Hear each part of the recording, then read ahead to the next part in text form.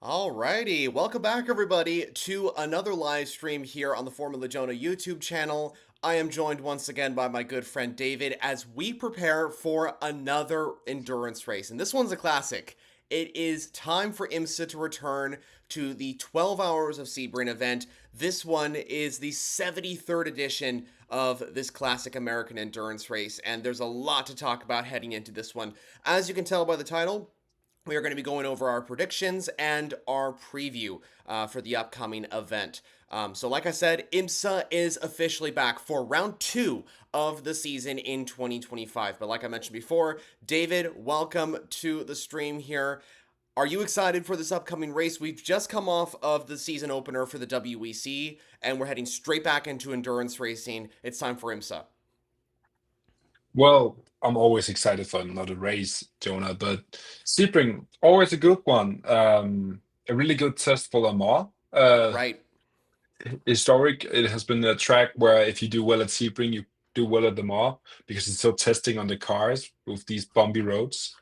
Um, so yeah, always a fun race and always drama right to the end. So yeah, looking forward to it. This year also with a new car in the Aston Martin Valkyrie. We saw a bit of that at Qatar and now seeing it on these bumpy roads of Sebring. So yeah, interesting and ready to see what IMSA can do this year around Sebring. Yeah, you definitely mentioned it. I mean, Sebring is an iconic event. It goes deep into the history of motorsport. It's been around for quite some years, as mentioned before. It's the 73rd edition of this event. And David, you mentioned there's a new car as well. We'll talk more about that later on in this video, in this live stream. The Aston Martin Valkyrie, of course. And yeah, there's just a lot to talk about when it comes to Sebring. But first off, I want to say thank you to everybody who's joined so far. We just started this live stream, so it's going to take some time for people to kind of join in.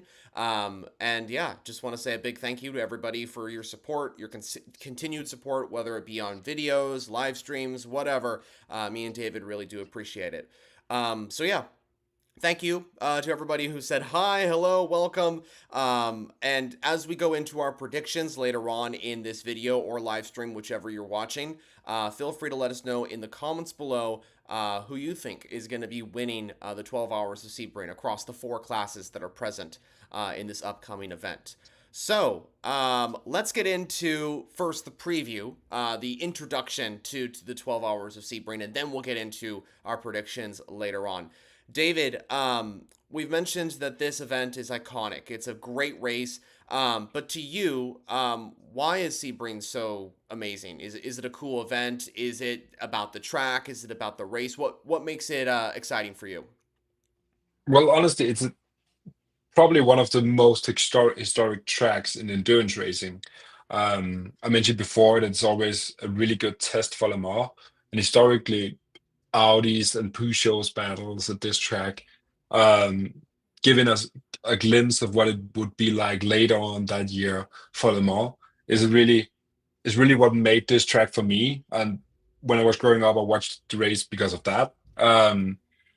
But yeah, later on, it's been more just the iconic track with these bumpy roads, this old airfield, um, with these racing cars that are made to go on racing tracks, racetracks, and go extremely fast down those. We had Qatar last time, a track that is only made for racing, and now going on to Sebring that is also track made for racing, but on these old school airfield roads. It's something different. It's almost like Monaco in Formula One, like something like that. It's a special track, and that's what makes this event special. But yeah, last few years we also had really great racing and really great drama right to the end. Safety car things mixing it all up, and just close battles for the lead on the final few laps. So.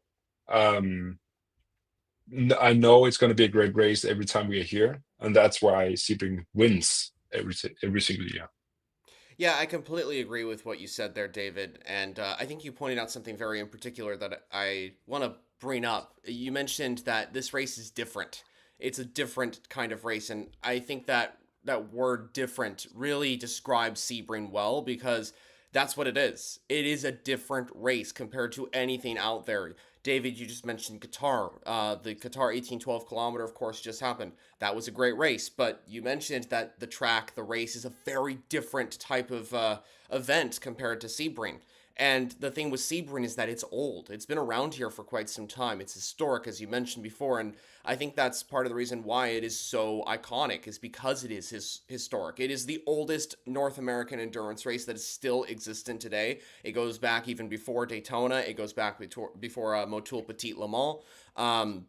So it's definitely historic, and I think the fact is that those bumps that were used in the Hendricks Army Air Force Base back in the 40s during World War II are still there. And that's part of the reason why this track is so difficult to master. I think that's kind of what I would put it as. I've actually got a video coming up later, viewers, that kind of describes why Sebring, in my opinion, is the best endurance race in North America. Definitely worth a watch because it highlights a lot of these factors we're talking about here, because it really is one of the most amazing endurance races, not just in North America, but in the world as well. You have the bumps, and David, you pointed out as well, this is a great test for Le Mans or other big endurance races out there. Sebring has always been a great way for cars to come in and kind of like test the waters and see how things are in preparation for Le Mans. That was one of the reasons why the Bentley Speed 8 back in 2003 race here in preparation for its chance at taking overall victory at Le Mans that very same year. So it's definitely a test of reliability. It's definitely a test of durability throughout the entire event. And for 12 hours straight, from day to night, it is truly one of the most difficult endurance races out there. So we talked about why Sebring is so incredible. Let's obviously talk about the race itself, the 2025 event. David, heading into this race, there are going to be 56 cars on the grid, a very, very exciting set amount of entries. But I think the entry in particular that everyone is thinking about heading into this event, the highlight, and even before I say it, I think a lot of you watching now, and David, yourself as well, will know what the car I'm talking about. It's the Aston Martin Valkyrie AMR LMH. This car is breaking a lot of records. It is the highlight here at Sebring. There's a couple factors I want to point out here. But before I do that, David, I want to get your thoughts on the Century. The Aston Martin is finally coming to IMSA. It's finally debuting in GTP. What are your general thoughts as it begins to make its debut in North America? Well, I watched Qatar, where they also ran with two cars, and of course, a race where they didn't really finish in positions that if you are not used to watching these kinds of races and know how much work it takes for a car to be first built and then be competitive, and start up a program, you would think, oh, that's a really bad result. But in retrospect, it's actually great that they finished that race. It's really difficult. So I'm hopeful for them to also just finish this race. That's what it's about. Um, I want this car to succeed. I mean, with that sound and that look of a car, there's no way that it can succeed. I Right. just want it to succeed. It ain't gonna happen that it won't succeed. It's not gonna be like a sort of Frascini and stuff like that. Um, and of course, Aston Martin is a huge brand in motor racing, so seeing them now joining the top class of IMSA is great. It's absolutely great. So yeah, really excited, and that sound. I mean, I don't know if you watched the race, but when you watch Qatar, you could hear it all over the track. Every single camera angle, you could hear that whining sound of the Aston Martin Valkyrie. So amazing to have it in America as well. I echo your words there, David, and I completely agree with your statement over the fact that that car was able to be heard across like every camera angle, because it really was. It was also a different sound. You know, you could tell when the Cadillac would go by, or you could tell when a Toyota would go by.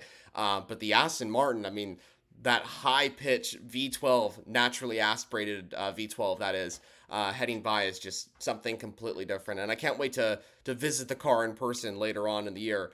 But yeah, heading into this event, there's a lot of things that are making this entry exciting. First off, it's the debut of Aston Martin in GTP. They've never competed in the category before. I believe this is the first time in the modern GTP class and in the past as well, if I'm not mistaken.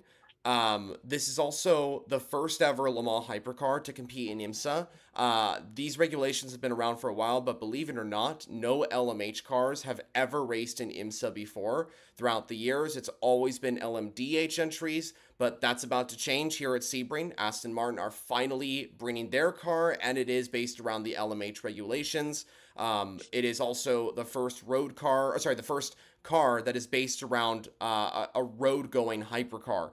Not just in IMSA, but in the WEC as well. So it's breaking records on that front.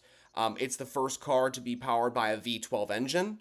And it's a completely different sound, like I mentioned before, compared to other entries across the grid. So there's a lot to look forward to here. Something else I wanted to point out as well, and I'll mention this in my race preview, which should be coming out tomorrow, is that this is the first time that we've seen 13 GTP cars on the grid in the modern era.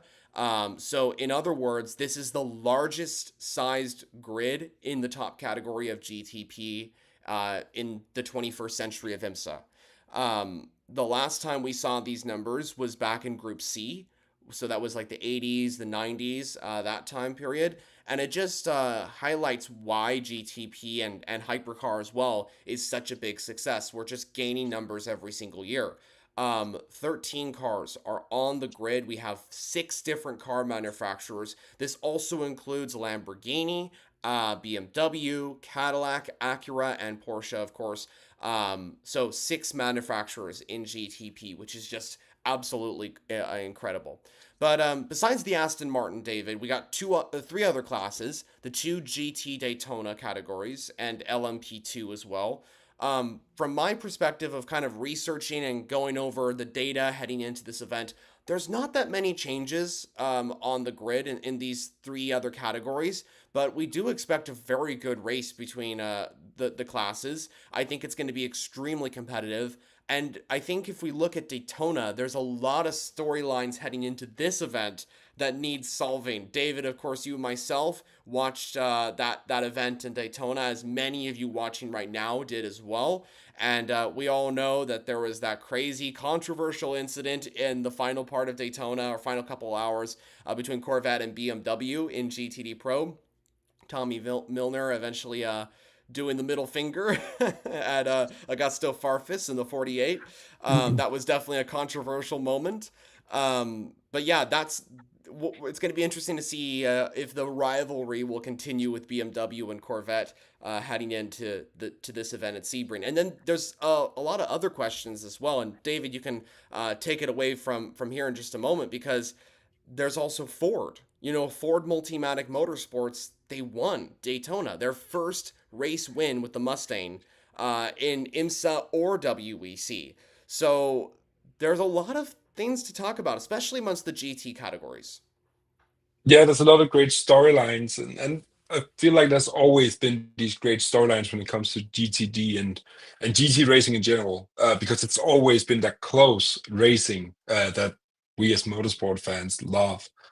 Sometimes, like when we saw the LMP1 era of endurance racing, was these huge gaps often between the best cars and the slow cars. But in GTD Pro, it always and GT3 and GTE, and pro classes, it always been close and close battles right to the end. I mean, who can remember Aston Martin and Corvette fighting it out in the last few laps at Le Mans? And of course, last time at Daytona, we had BMW and Corvette fighting. And I won't go into my predictions, but that fight will continue, in my opinion. And I think that is what makes people want to watch these kind of races, because it's not only one battle, it's a battle all over the place with different classes fighting. And the GT field is what makes up most of the grid normally, and what makes up most of the battles. So I'm a huge fan of the GT racing, and it always brings something different. And again, this year it just delivers. I completely agree. I think that GT racing has always been epic. It will continue to always be epic. Sebring is definitely an event I think where we're going to see some really close battles. I would expect to see some of the best battles, some of the best racing we're going to see across the whole year in IMSA. I could confidently say that that's the case.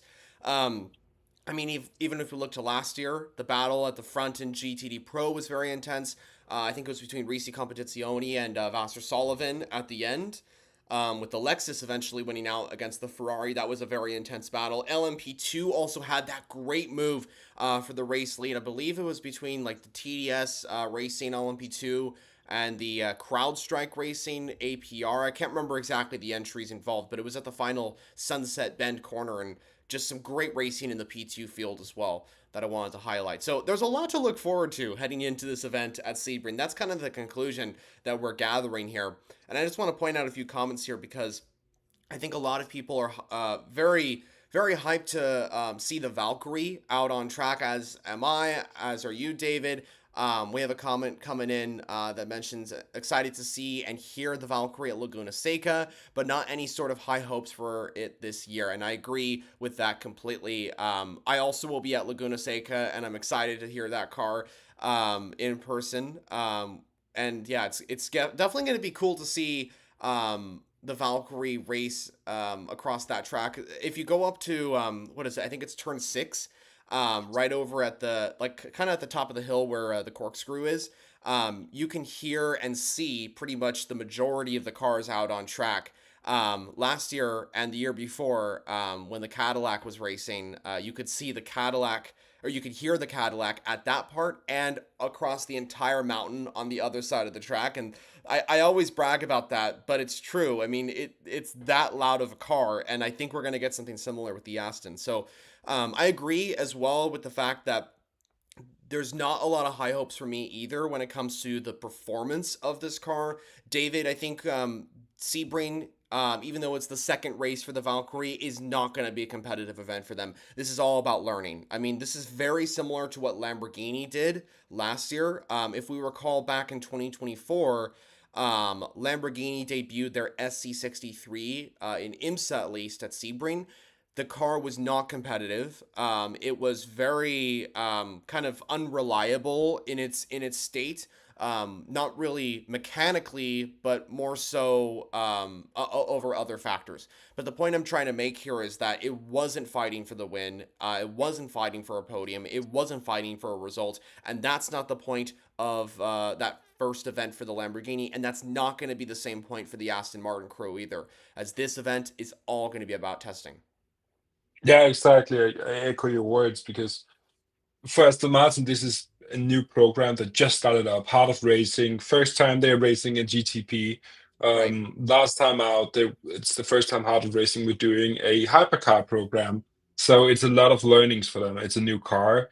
Of course, the car was built. Actually, fun story. It was meant to be one of the first hypercars racing, but Aston Martin pulled the plug, and now it's back. So there's a lot of things that they need to learn about this car and reliability issues that always come with new cars has to be ironed out. So maybe after this first year of racing, where everything is about getting through races, finishing Le Mans is a huge thing. Finishing Sebring as well, because it's such a tough track, tough race in the cars. Um, is their wins, is their podiums, is finishing the races. Um, so I see them. I think that it really can happen and be good for them because Lamborghini this year even more competitive. And to watch the end of last season, they also fought in the midfield battle in the WEC.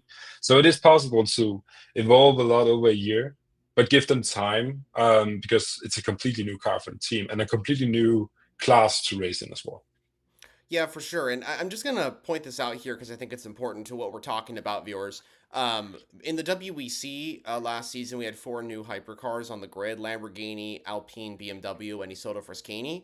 And the reason why BMW and Alpine were very quick kind of at the start and really progressed well was because of the experience and partly due to the resources they have. They're, of course, bigger brands compared to Lamborghini and Isotta Fraschini.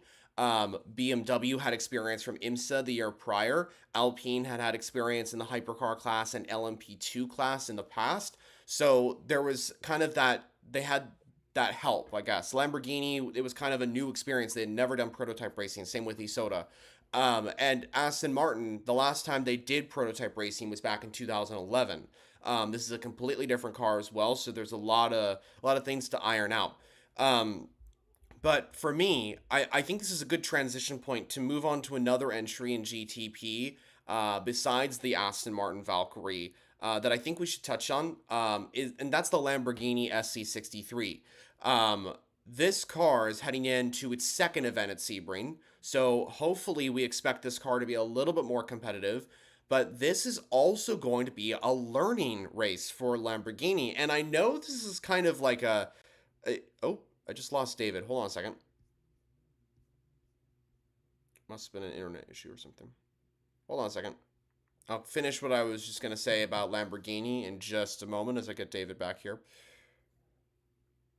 There we go. Again? You're back now. Sorry about that. It was maybe there was an internet cut or something like that. Yeah, something like that. I just got kicked. So yeah, back again.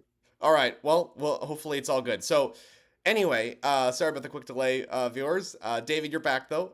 So what I was just saying about Lamborghini, David, I wanted to point this out because this car is heading into its second event at Sebring, but I wanted to say that this is a learning race for the Lamborghini SC63 and the team because I believe this is a new team. This is kind of like a new team that's kind of operating that car.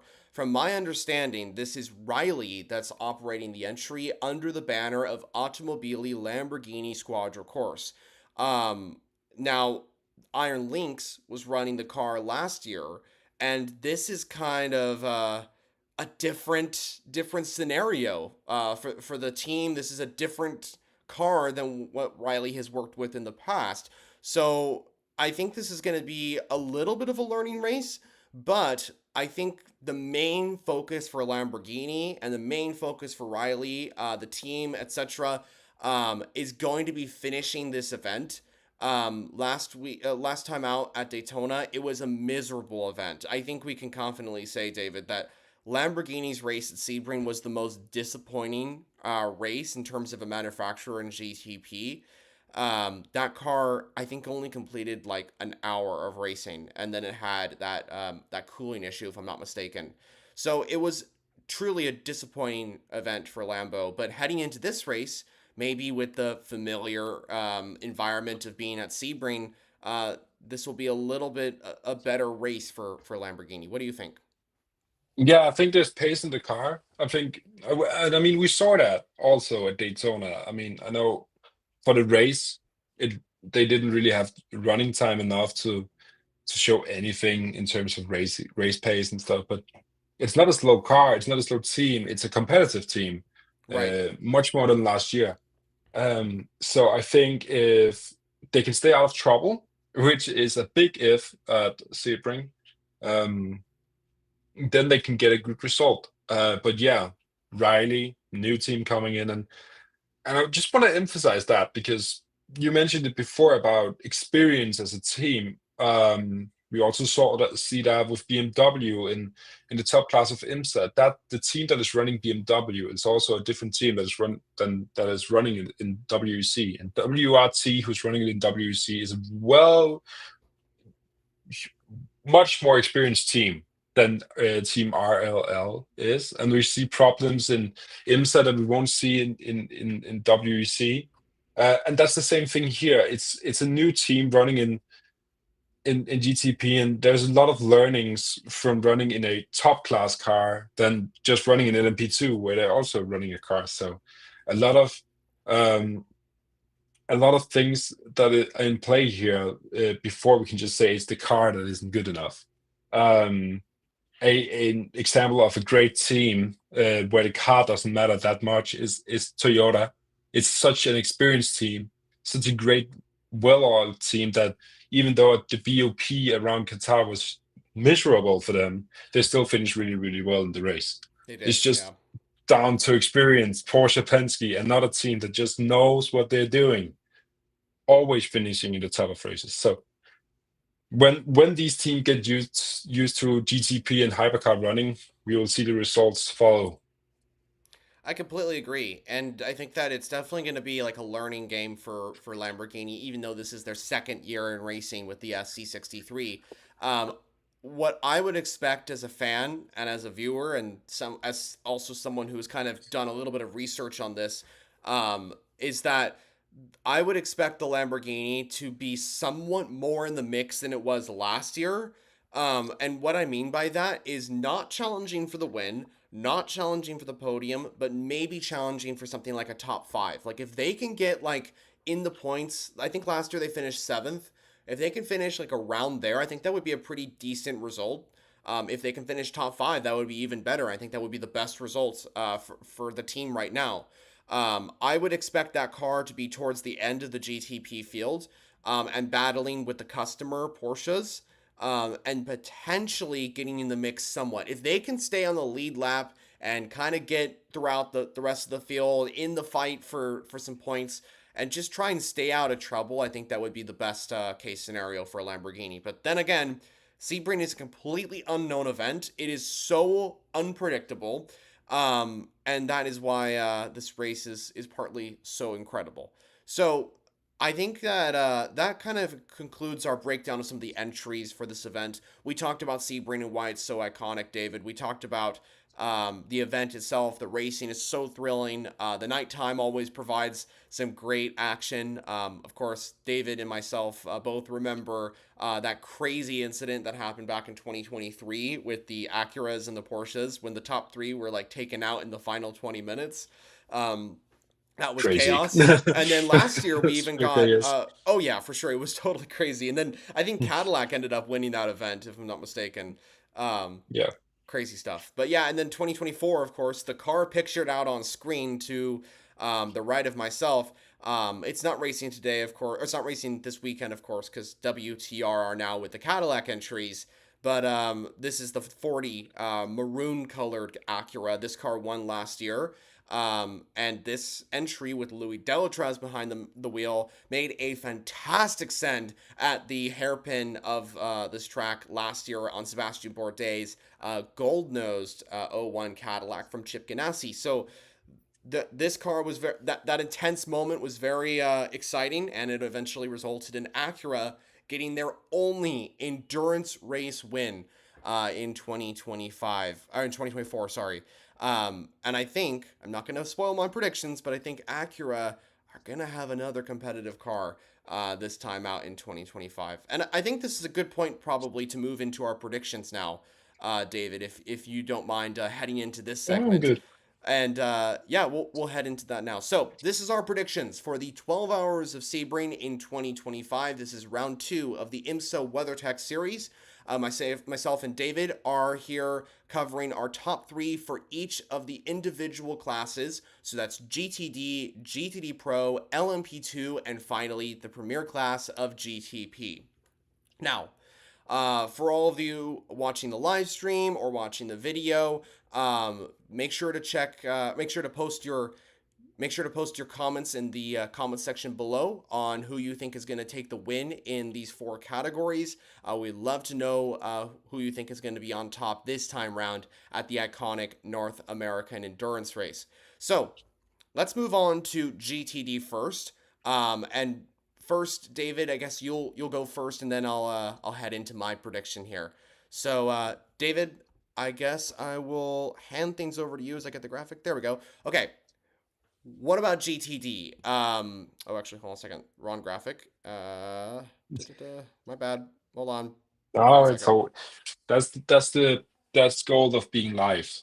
Problems happen live, and you have to fix them live as well. There we go. Okay, I just wanted to make sure I got the right graphic there. Okay, Yes. we're good. So, GTD. David, who do you think is going to win, and who do you think is going to finish in second, and who do you think is going to finish in third? What's your top three? Well, Jonah, I put like honestly one of my favorite cars in the GTD field to win this race is the Winward Racing number 57 Mercedes. I really like that car. Really did well last year in the whole championship. So I want to see them have some success again, and it's a really well all team. And I mentioned this before, that wins races when you are experienced and a winning team. Then Iron Dames in second. They deserve a good result. They are back in the Porsche. A car that they have had great results with before. And at Daytona, they were really close, but just missing out of a really great result. So I think they'll get it this time around. And in third place, Heart of Racing. I don't think they'll do that well in GTP, but in GTD they'll do extremely well and finish third with the number 27 car. I like this prediction a lot. Windward Racing back to back. Of course, they won last year in GTD. I also expect the Mercedes to be a fast car, and I definitely think that you're on a really good prediction here. Iron Dames in second, like that a lot. A big fan of that Iron Dame squad, and I mean, who can Who forget the heart isn't? of? Yeah, exactly. But yeah, and then third, Heart of Racing. I like that as well because this team is a very experienced team that Aston Martin has proven to be quick, and I think they're always somewhat up there. So I definitely could see that. Okay, well, with David, with your prediction now out of the way for GTD, I'll move into mine.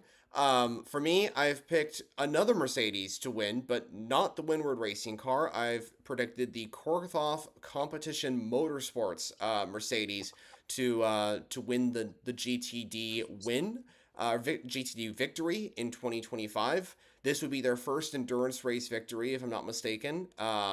This would be their first win since, I believe, VIR last time out in 2024.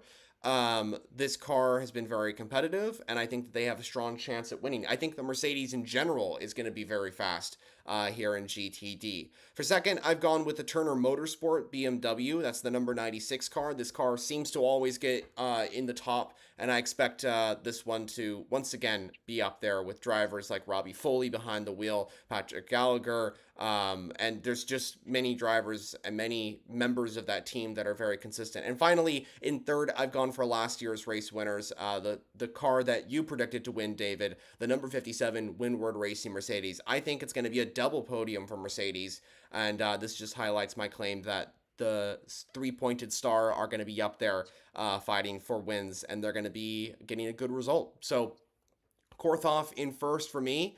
Windward Racing for David. Mercedes either way on top in Yeah. GTD, no matter how you look at it. But yeah, I like these predictions a lot. I think they could definitely come true. And I guess we'll see. Yeah, normally we are not exactly right, but we have some great like call outs beforehand. Like I remember things that we called out and that actually went to happen. I mean, your McLaren prediction from last time at the Qatar, I was joking about it being too crazy. Then seeing qualifying and the race, it almost happened, then winning. So yeah, we can already just say congratulations to Mercedes. They won the GTD, and then just which of the teams?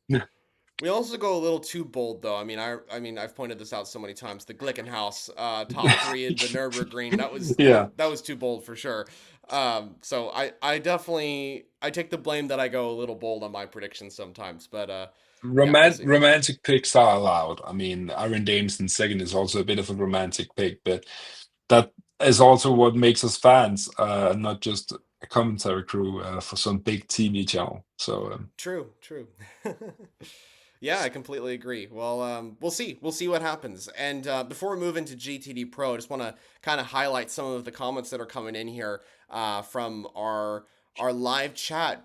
Viewers, you predict, let's see here, 27 Heart of Racing to win the GTD victory. I'd like to see that. One person mentioned, watch out for BMW and Lexus and GTD. I agree. I think that they could be strong. You got Turner Motorsports, who I predicted in second. David, neither of us predicted the number 12 Lexus. That's the Vassar Sullivan car to finish in the top three, but honestly, I could very well see it finishing up there. That car has been really quick. yeah, Lexus, of course, also doing well. And I'm not, I know I'm doing a lot of comparisons to Qatar, but it's two different championships and two different BOPs. But Lexus doing well there as well, having a fast car, and Lexus always being fast in IMSA. So don't sleep on them. I just don't see them finishing the top three. But always a competitive car, and BMW the same. It's one of those Lexus for me is one of those teams where I want to put them in the top three, but then I remember the Porsches and the Corvettes and the BMWs of the world, and think, oh no, they'll do better. But Lexus always surprisingly good. Yeah, for sure. And we can't forget, viewers, that Lexus won in GTD Pro last year at Sebring. So honestly, it could definitely happen. I could definitely see a double win for Lexus in Sebring in both categories. But we'll see. We'll see how it goes. Um, a few other folks saying AWA double up. I'd love to see that. Two wins. I mean, if AWA win Le Mans as well as Sebring, and of course they won Daytona, that's the triple crown of That's, motorsports in one single year. What an achievement that would be for that small Canadian team. I mean, we could see, AWA doing that in the GTD field. Great stuff. If Porsche Penske wins GTP here at Sebring and Le Mans, that's crazy. That's that's Daytona, Sebring, and Le Mans in one season. Oh man. So yeah, storylines all over the place. Mentioned it before at the preview, but yeah, I would love to see that. Who wouldn't love to see a team win all the big three races? I agree. I agree. I think it would be pretty cool. I guess we'll have to wait and see. We'll see if That's the Porsche can beauty. do it. We'll see if Corvette can do it with AWA. We'll see if Ford can do it. With either Multimatic or Proton. We'll see. We'll see. It's definitely gonna be cool. Okay, so let's move on to GTD Pro. This is the professional category. This is where a lot of the teams like the Rexy AO Racing Cars Racing, the FAF Motorsports entry, you got the Vassar Sullivan Lexus team involved. There's a lot of exciting teams in this category. I believe there's only 11 entries on the grid this year, but still a very exciting field of competition to look out for. So, David, let's move on to GTD Pro, and I want to see who you've predicted in the top three. And by the way, viewers, David hasn't seen my predictions, so this is new news for him. But I'll hand it over to you. Who do you think is going to win? I mentioned before that I would like to see Corvette and BMW continue fighting. Um, and I put Corvette to win Sebring. More exactly, the Pratt Miller number four car. I I want to see Corvette do well. I love that. I mean, as a fan for many years, I've seen Corvette do well a long time. And remember back when Jan Magnussen was driving for them and just fighting it out at Laguna Seca, big crash at the end of the race. I can't remember who he was with, but not really a lot of drama. And now we have drama with BMW instead. And I love to see that. So also no surprise I put Paul Miller, different BMW, but Paul Miller in the number one BMW to finish second. And the fan favorite, AO Racing, Rexy, number 77 to finish third. I think Porsche will do well. Never sleep on Porsche in endurance racing. Never sleep on them.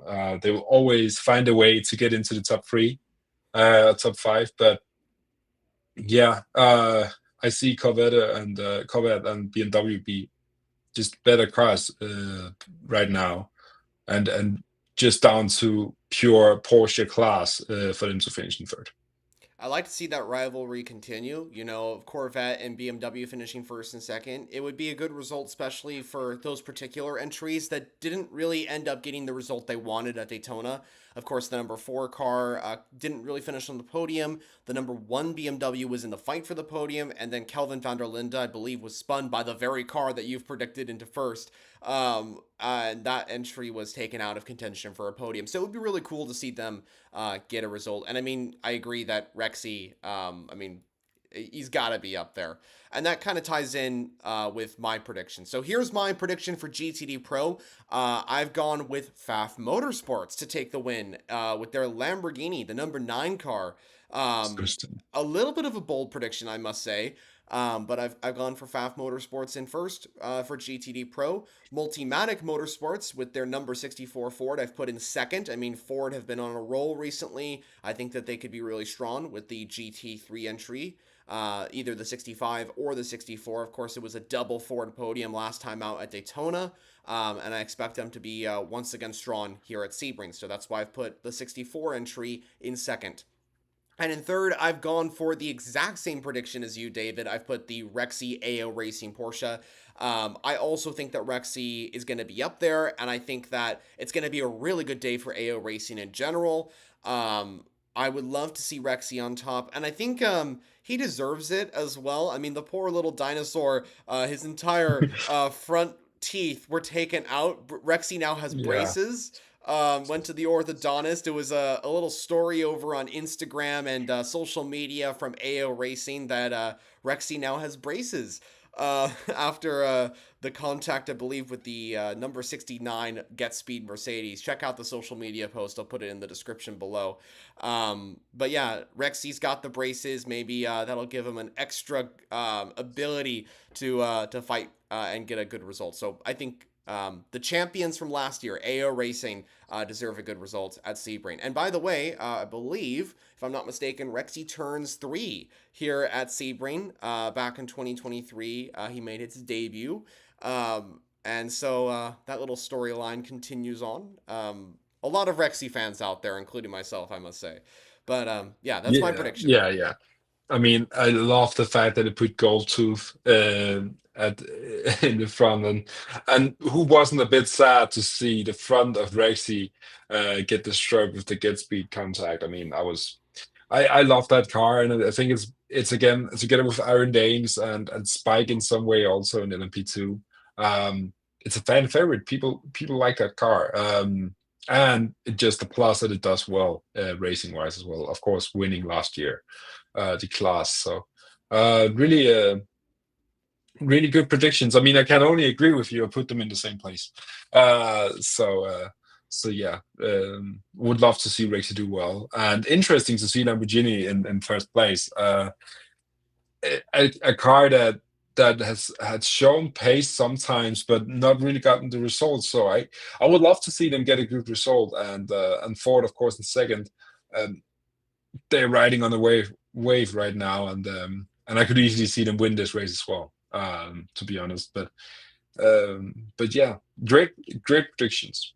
Thank you. Yeah, and I agree. I mean, Pfaff Motorsports, they have had a strong car at Daytona. The number 9 car was in the fight. It was kind of taken out of contention after that big incident during the night when Louis Delatraz spun and caused that massive multi-car crash. And I think that it has a strong driver lineup as well. You have Andrea Caldarelli, Marco Mappelli, and of course the legend himself, James Hinchcliffe, in that car. 3 drivers that have shown to have very strong pace in Lamborghini machinery, in Pfaff machinery. At Daytona, Andrea Caldarelli was on fire in that car. He set the fastest times in the prologue. In IMSA's, or I think it was the prologue, or I think it was the Roar before the 24, which is technically the prologue. So yeah, I would want to see that car do well. So those are our predictions for GTD Pro. David has predicted the number 4 number 4 Pratt Miller Motorsports Corvette to win. I've predicted the number 9 Pfaff Motorsports Lamborghini to win in GTD Pro.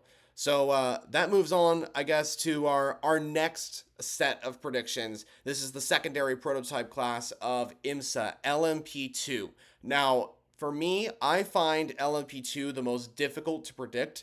It is so competitive, it is so unknown, and especially with an event like Sebring, it's really hard to say like this entry is going to be quick or this entry is going to be slow or whatever. It could really be any of the 12 cars that are competing this year. So David, I'll hand it back over to you. Who do you think is going to win and finish throughout the top 3 in the P2 category? Well, yeah, it's a bit of a guessing game when it comes to LMP2, and for me, I'm just going off what I've seen for years before. So I'm gonna put TDS in first place. I've seen them do well here at Sebring many times, and I think they'll do that this again this year and win the race again this year. So AO Racing in second, Spike. I think it's going to be a really good day for AO Racing in general. Third place in GTD Pro and a second place in LMP2. That's something you can be happy about when it comes to Sebring. So yeah, AO Racing in second. And Riley, we mentioned him before when we talked about Lamborghini. I see them doing well here in LMP2. Not that great in GTP, but great in LMP2, and they were competitive also at Daytona to get also with AO Racing. So I see them being two of the top teams for LMP2, and then just TDS doing a great job here at Sebring before, and I'll see them do that again. I like that prediction a lot. TDS Racing on top. This is a team that has won Motul Petit Le Mans. They won also the Indy Battle on the Bricks earlier in the year. So I think I could definitely see them on top. And I just really like this top three prediction that you have here, David, and I completely agree. So I guess I'll move on to my prediction now for LMP2. For the win, I've gone with Spike, the AO Racing LMP2 entry, to win his first and AO Racing's first LMP2 victory. In second, I've gone for Inter-Europol competition, the number 43 car, to finish runner-up. I think they're going to have a really strong event here at Sebring. And then finally, in third is Tower Motorsports. I think it's time for redemption after what happened to them at Daytona, after being taken, after the Daytona win was taken away from Tower Motorsports. To come here at Sebring, they need a good result. And what better place to get that result than to achieve it at the place that they won in LMP2 in 2023, and not just that, they finished on the overall podium. They are the only LMP2 car to finish on the overall podium in this GTP era. That was, of course, because of the chaos that unfolded across that 2023 event. And yeah, it was just a really good race for Tower Motorsports. They finished third, of course, and with the win. And I think that they need a good result, and I think this would be the best place for them to achieve that. AO Racing, David, I echo your words, and I said that, as you said, in general, AO Racing is going to have a really strong race, and I think that they are as well going to have a really strong race across both categories. A win in LMP2 for me and a third place for Rexy, I think would also be a really strong result for AO Racing.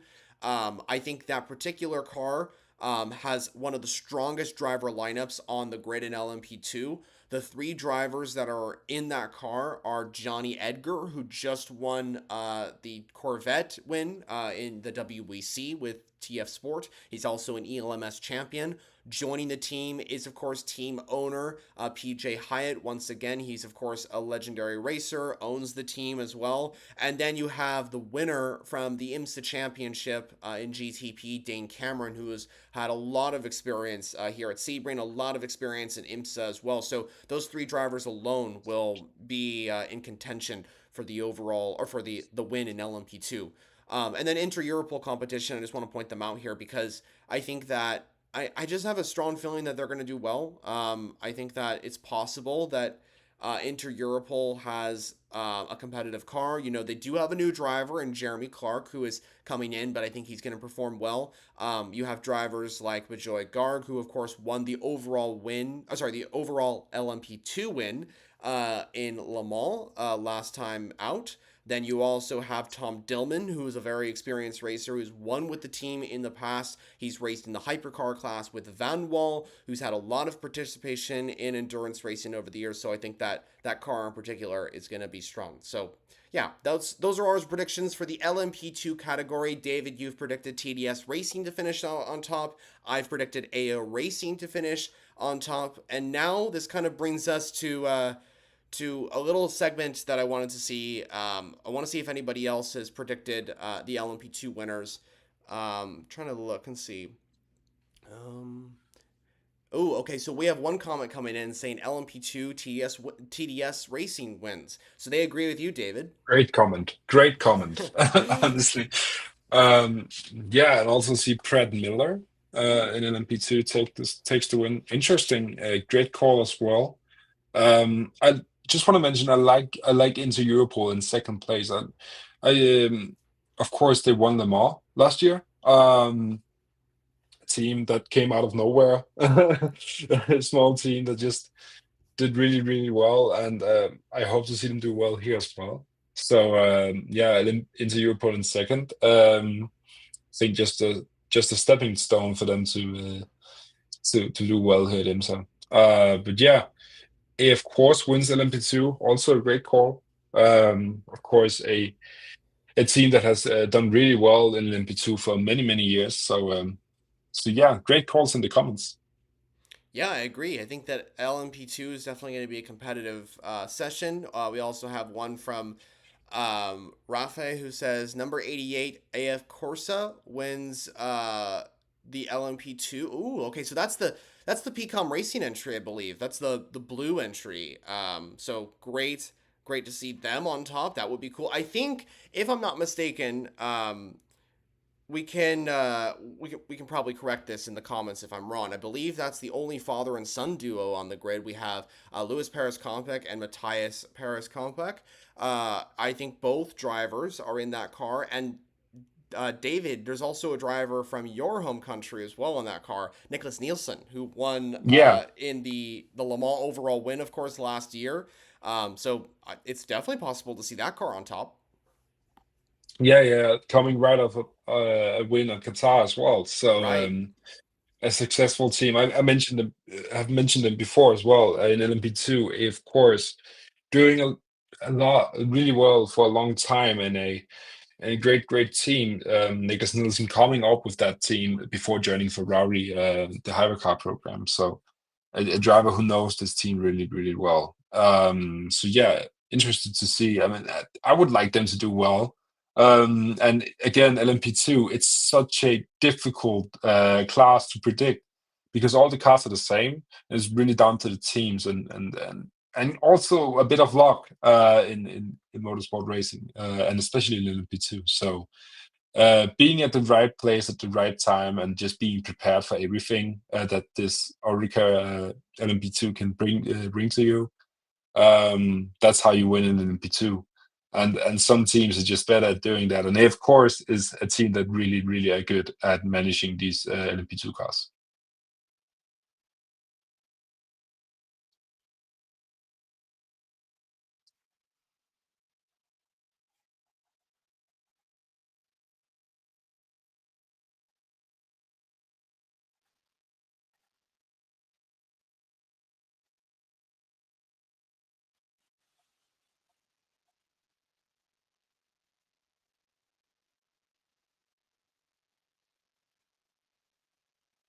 I don't have any sound from you, Jonah, right now.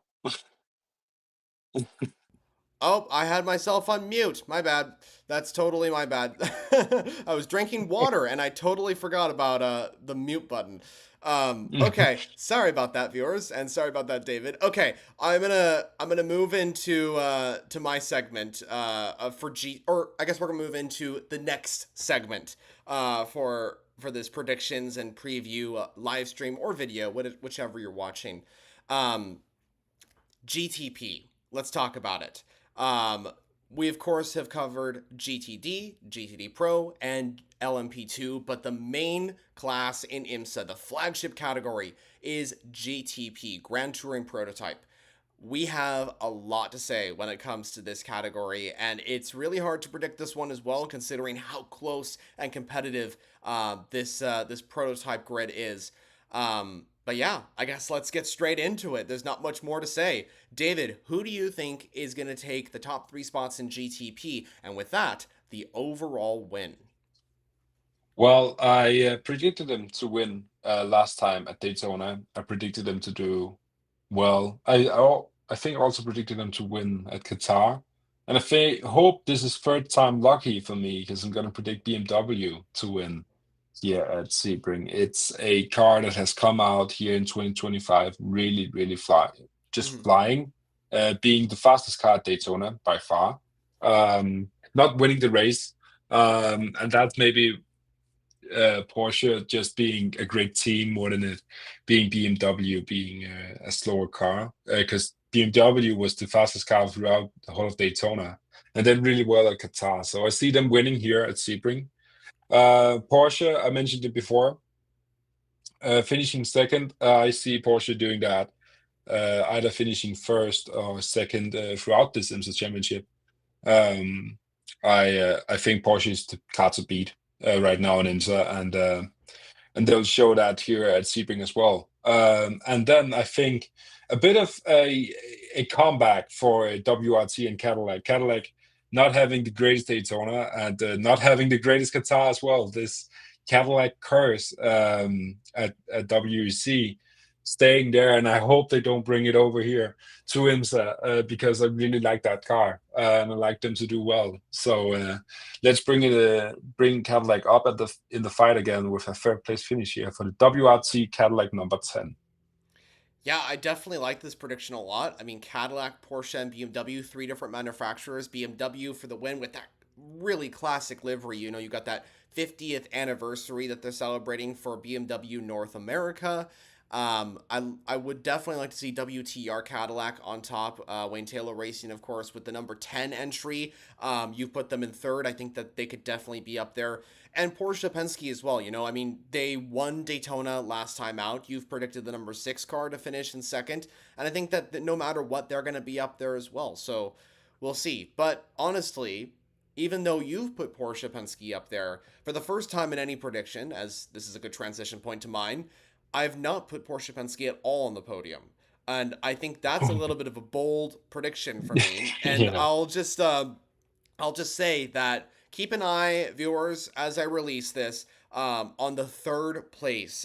It's a little bit of a bold prediction, but we'll see how it goes. So here's my GTP winners and top three. I've predicted the number 60 Meyershank Racing Acura to take victory. I think it's going to be a double win for Acura. Of course, they won last time out at Sebring. I think that Meyershank Racing is going to hit the ground running, and I think they're going to do it again. They're going to deliver Acura that second Sebring win in history, if I'm not mistaken. In second place, I've put the Whelen Cadillac from Action Express Racing in second. I think that entry after the massive incident it had at Sebring last year with Pipo Derani behind the wheel really took them out of contention for the win, and it was really just a difficult race for them considering the fact that they were in the lead, they were dominating, they were out in front, they were likely going to win again or likely be in contention again towards the nighttime hours. So I want to see them get redemption and get a good result. And in third, I've put a Porsche 963, but not the Penske entries. I've put the number 5 Mustang Sampling Proton Competition Porsche in third. I think this is finally time for Proton Competition to get success in IMSA GTP. It's time for the privateer 963s to take the fight to the factory cars and be in contention. The only time that the Proton Competition Porsche was on the podium was in its debut season in GTP at Motul Petit Le Mans. And I think that the Proton Porsche last year was very competitive, but I do think that even though Road America, and if for folks that don't remember this, Road America Proton competition had a very strong car. We're in the lead of the race with the number 5 car and in contention for the win. A lot say that was their best race with that gold and black Porsche, but I believe honestly it was going to be Sebring because Julian Andlauer was on a mission to get that win towards the end of the night. And this wasn't really talked about a lot. Towards the end of the race, he was flying, got past the number 6 Porsche, if I'm not mistaken, on the restart into third, and then went side by side with the 40 Acura for second, but then got pushed off track.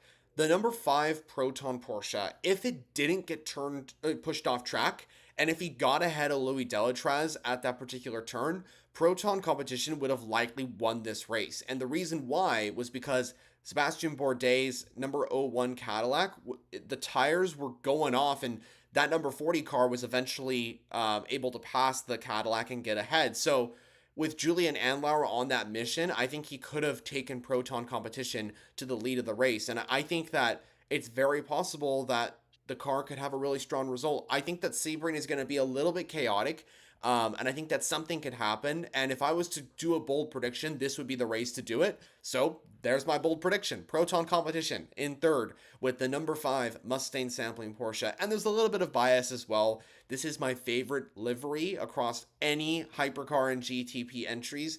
For those that know me, they know that this was my favorite car across its time in motorsports. And with Proton kind of slipping back into the Michelin Endurance Cup rounds only, it's going to be some time till we see this car again. The next time we're going to see it is after Le Mans at Watkins Glen. So this is kind of the last time for Proton Competition to get a big result. So I don't know. I want to see it. But those are our GTP predictions for the 12 Hours of Sebring in 2025. That's the 73rd edition of this event. David, you've predicted BMW M Team RLL to get their breakthrough win at Sebring. This would be a big result for them. I definitely want to see it. The last time they won in an endurance race of IMSA was Battle on the Bricks with the number 24 car, that same entry. So you've predicted BMW on top. I've predicted Acura on top with the Meyershank Racing number 60 car. That entry has a very strong driver lineup as well. You got Tom Blomqvist, Colin Braun, and Scott Dixon, that 6-time IndyCar champion as well. So I definitely could see the MSR entry doing great things here at Sebring. So those are our GTP predictions. Yeah. And just want to quick mention on your predictions, Jonah. I mean, Proton competition in third place. It's not unlikely. I could see it happen. Proton competition doing well in WEC, and Julian Andlau are just a crazy fast driver. So yeah, Proton competition could easily finish in third. I mean, it's a Porsche 963, and we know how fast that car is. It's just about being there on the day, and taking the fight to the Porsche Penske's. So yeah, Proton is in third place. It's not out of the realm of realism. It's not like putting something like Glickenhaus at the podium at Nürburgring. But and then Cadillac and Acura, first and second. I mean, I mentioned this a lot when we did the preview and the predictions for Daytona.